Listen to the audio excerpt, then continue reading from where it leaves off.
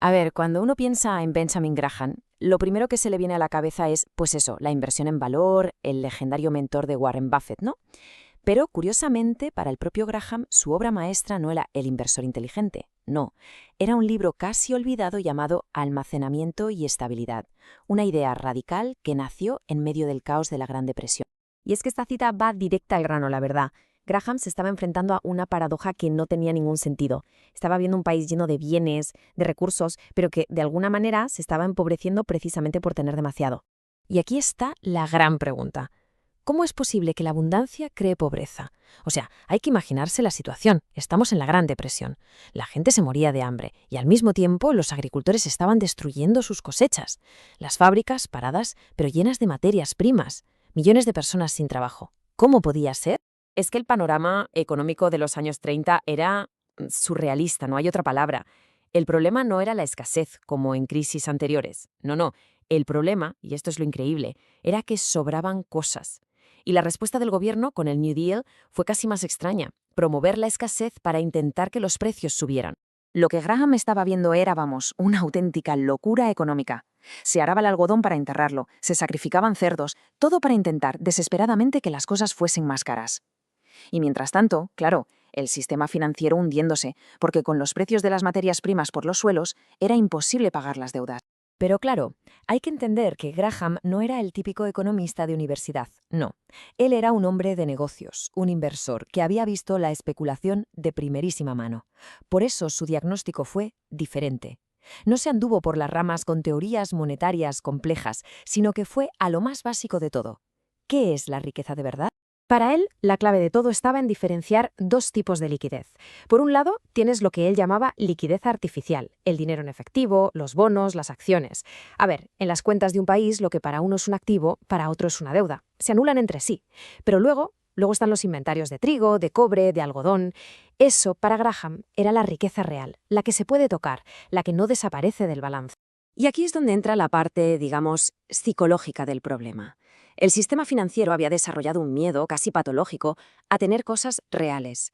A las empresas, a los productores, les aterrorizaba acumular inventarios, que era precisamente lo único que constituía la riqueza tangible del país. Y claro, esto era un círculo vicioso. En una crisis nadie quiere guardar nada, y eso hunde los precios todavía más. Entonces, ¿cuál fue la solución de Graham? Pues una idea tan elegante como rompedora. Se inspiró en algo muy antiguo, casi bíblico, la idea del granero siempre normal, guardar en los años de vacas gordas para tener en los de vacas flacas. Pues Graham dijo, vamos a hacer esto pero a lo grande, para toda la economía moderna. El núcleo de su plan era lo que llamó una cesta de mercancías. La idea era no respaldar el dinero solo con oro, sino con un conjunto diversificado de las materias primas más básicas y esenciales. Estamos hablando de trigo, algodón, cobre, petróleo, vamos, los ladrillos con los que se construye la economía real. Y lo mejor de todo es que el mecanismo era súper sencillo y sobre todo automático. El gobierno fijaría un precio para esa cesta de productos.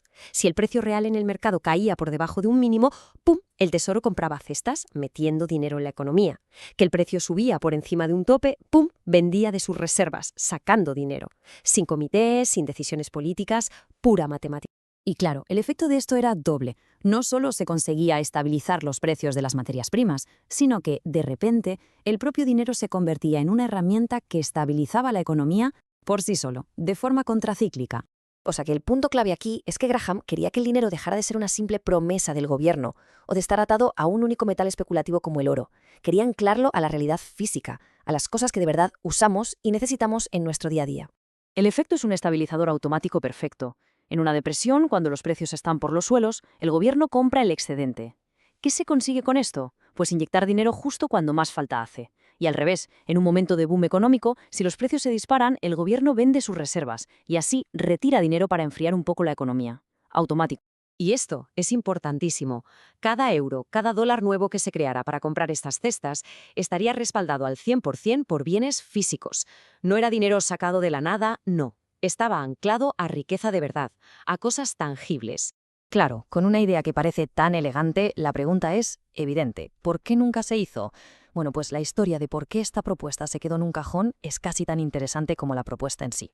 Pues los obstáculos serán gigantes. Para empezar, la logística de almacenar todo eso era una locura. Luego, el coste inicial para el gobierno era altísimo. Y además, chocaba de frente con las teorías económicas que estaban de moda en ese momento, tanto las de Keynes como las más conservadoras. Y por si fuera poco, después de la Segunda Guerra Mundial, el mundo tenía otras cosas en la cabeza, claro. Pero ojo, aunque el plan completo de Graham nunca se aplicó, la idea no murió del todo. De hecho, recibió el apoyo de gente tan inesperada como el economista Friedrich Hayek, y su concepto de reservas reguladoras acabó influyendo en muchos acuerdos internacionales sobre materias primas en las décadas siguientes. Al final todo vuelve al mismo punto. Tanto este plan macroeconómico como su famosa filosofía de inversión en valor nacen de la misma obsesión. La especulación es el gran enemigo. Ya fuera en la bolsa o con el precio del trigo, Graham estaba convencido de que la única manera de tener un sistema sano era obligarlo a basarse en el valor real, en lo tangible, y no en la psicología de las masas. Y todo esto nos deja con una pregunta final, muy relevante hoy en día. En un mundo de activos digitales, de bancos centrales que crean dinero con un clic y de cadenas de suministro que se rompen con una facilidad pasmosa, ¿qué podemos aprender de una idea que intentaba atar la economía a la sólida realidad del mundo físico?